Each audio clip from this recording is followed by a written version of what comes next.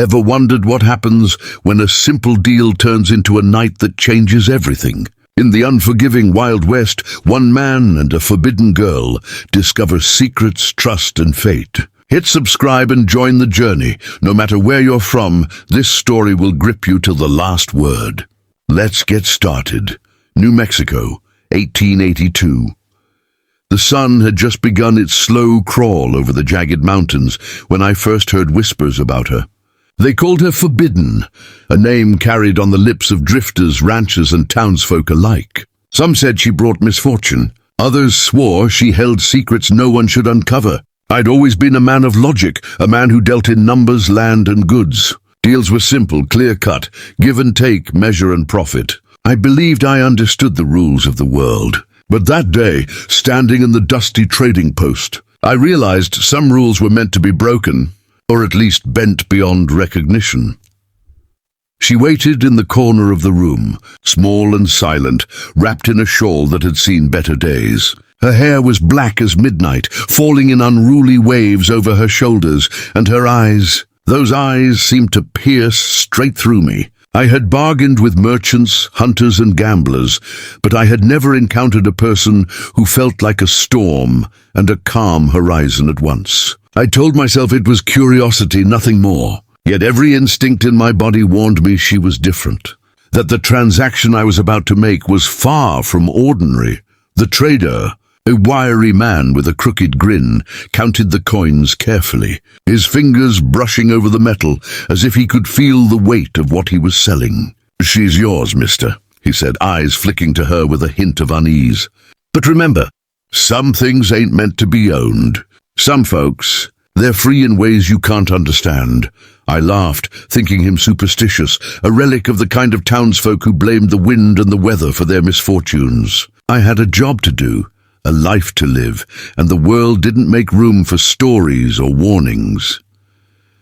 I led her out of the trading post, the wooden floorboards creaking under my boots. The sun beat down, and dust rose in lazy swirls around our feet. I spoke little, assuming she would either answer or not.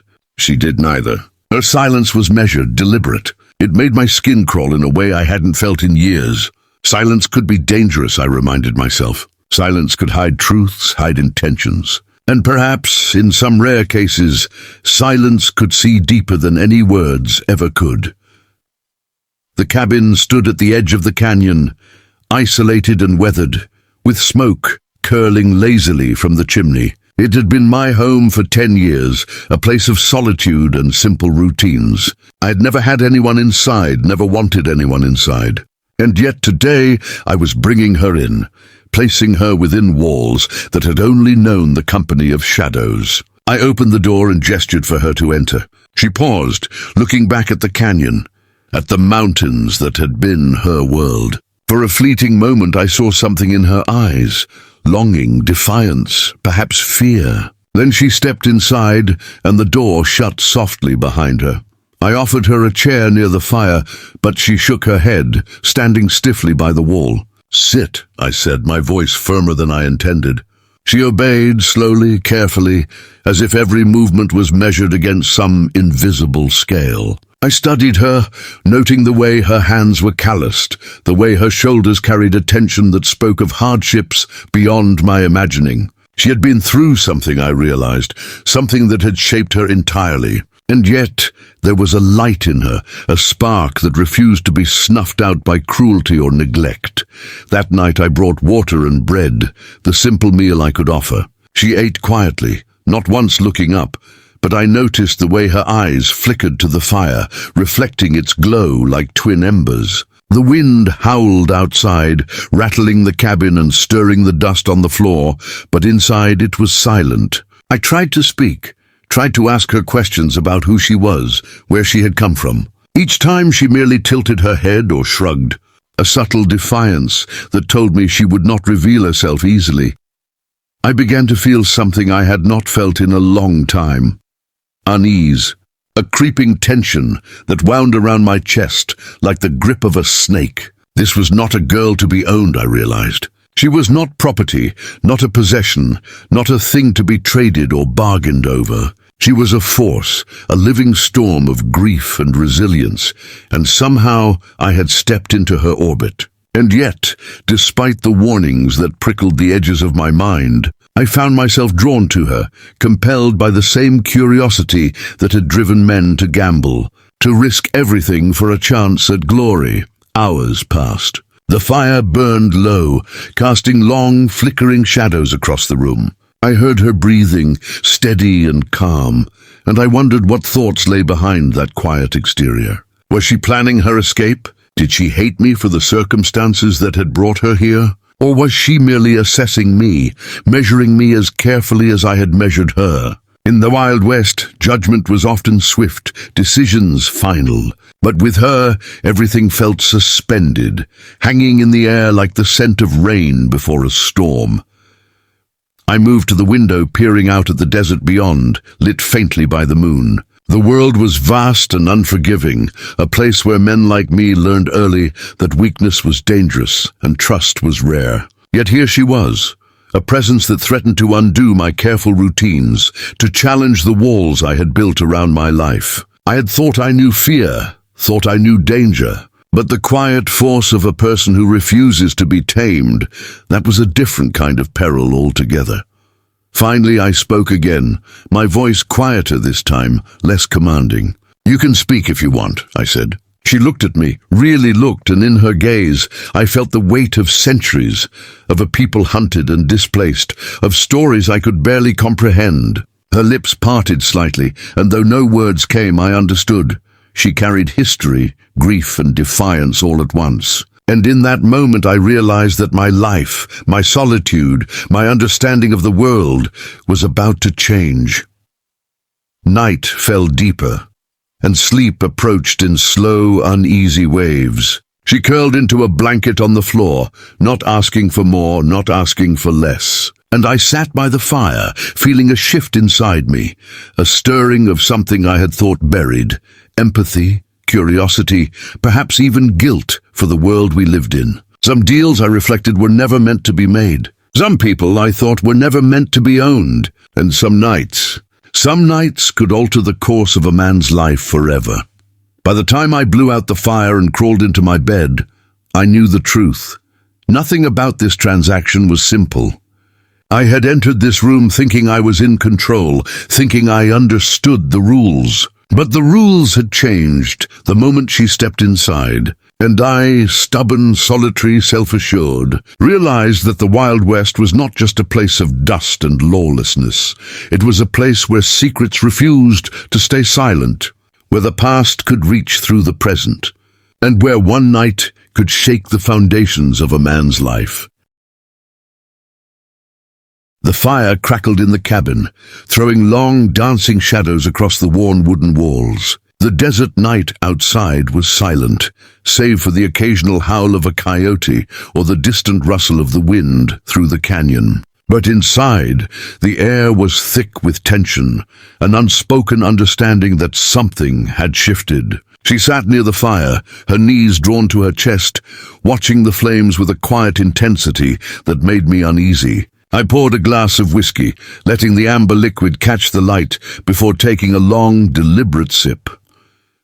Her presence filled the room in ways I hadn't anticipated. I had thought I was bringing her into my cabin simply as a possession, a transaction completed. But now the reality was far different. She was alive, breathing, and every motion she made carried a history I could only glimpse. Her laughter, soft, melodic, unexpected, stirred something inside me, memories of my own past I had tried to bury under years of solitude. There were regrets, mistakes I thought forgotten, and yet her mere presence brought them all rushing back. "Do you always sit in silence like this?" I asked, my voice quieter than I intended. She looked up, eyes glinting in the firelight, and a half-smile tugged at the corner of her lips. She shook her head, and the silence that followed was not empty. It was loaded, heavy with meaning, with stories untold. I realized then that words were unnecessary between us. The night itself had become a language, a conversation carried in glances, in the flicker of flames, in the stillness that wrapped the cabin like a blanket. I tried to speak of ordinary things, The wind, the moonlight, the desert's unrelenting expanse, but each sentence faltered under the weight of unspoken truths. She shifted slightly, her hand brushing against the edge of the rug, and I saw scars along her wrists. Small, subtle, yet unmistakable. I wanted to reach for her, to ask, to apologize for the world that had brought her here in chains of suffering. But I stayed still, letting her control the pace, letting her choose what she would share. Hours passed slowly, the night stretching like a ribbon over the cabin. Outside, the desert remained endless and unforgiving, but inside, something fragile had begun to take root. Trust. Tentative, cautious, but undeniable. We shared stories, though carefully, selectively. I told her of my ranch, the harsh lessons of survival, the faces of men long gone. She listened, occasionally nodding, occasionally tilting her head, and when she spoke, her words carried the weight of someone who had survived storms I could scarcely imagine. She spoke of family lost, of a home burned, of the world's cruelty, and yet there was a defiance in her tone, a strength that refused to break. As the fire dwindled, I poured another glass of whiskey, the warmth of the liquid mirrored by the strange warmth spreading through my chest. Temptation, regret, and fate seemed to converge in the flickering light, whispering their truths with voices I could not ignore. She looked at me then, and for a moment the distance between our pasts collapsed. There was no trader, no transaction, no forbidden girl. There was only the human connection, fragile, fleeting but undeniable. We ate in silence, the food simple and modest, yet in that quiet, there was a sense of intimacy neither of us had expected. Her eyes, once guarded and stormy, softened with each passing hour. I saw the flicker of trust, the cautious hope that perhaps here, in the remote canyon, we could find something resembling peace. And I understood that I had changed too. My solitude no longer felt protective, but hollow. For the first time in years, I felt the weight of responsibility. Not as a man who owned land or property, but as a man entrusted with another human soul.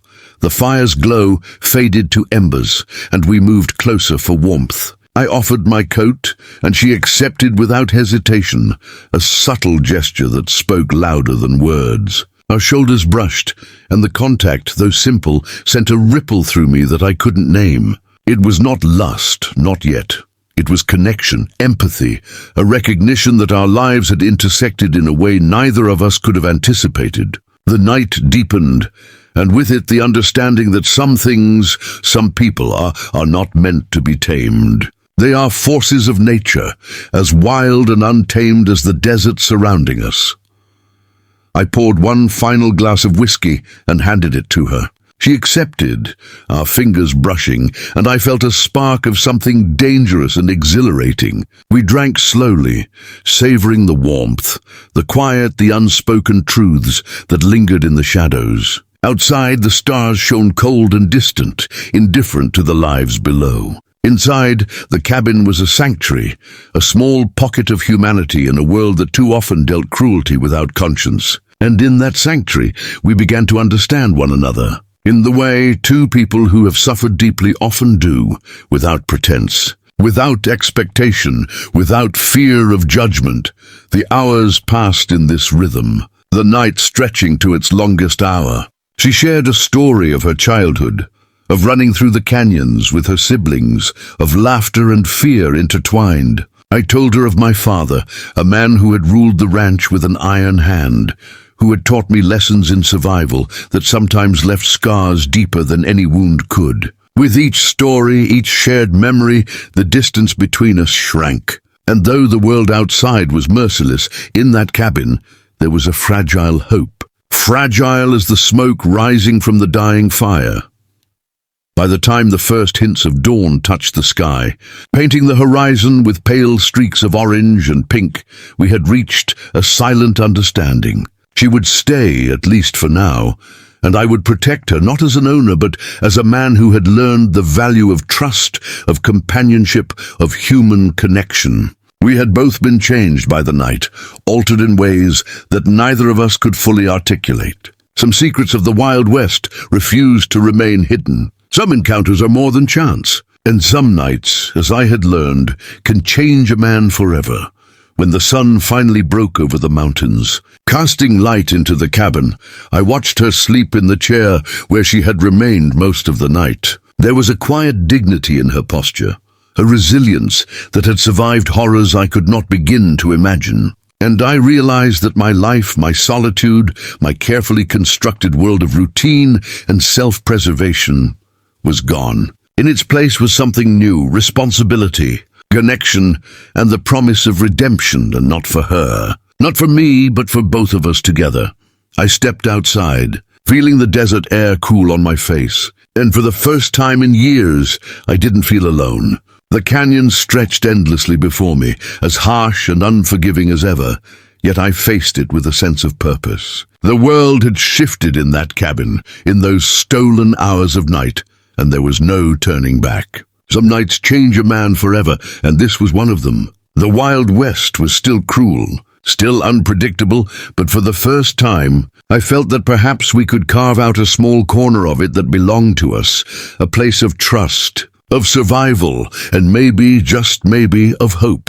And as I turned back to the cabin, to the girl who had unwittingly become the center of my universe, I knew that our story was only beginning. The night had passed, but its echoes would follow us forever, shaping every decision, every glance, every silent moment that lay ahead. In the unforgiving expanse of the desert, we had found something rare, connection. And in that connection, I found a truth I had long denied, that some people cannot be bought, some souls cannot be tamed, and some nights are powerful enough to rewrite an entire life.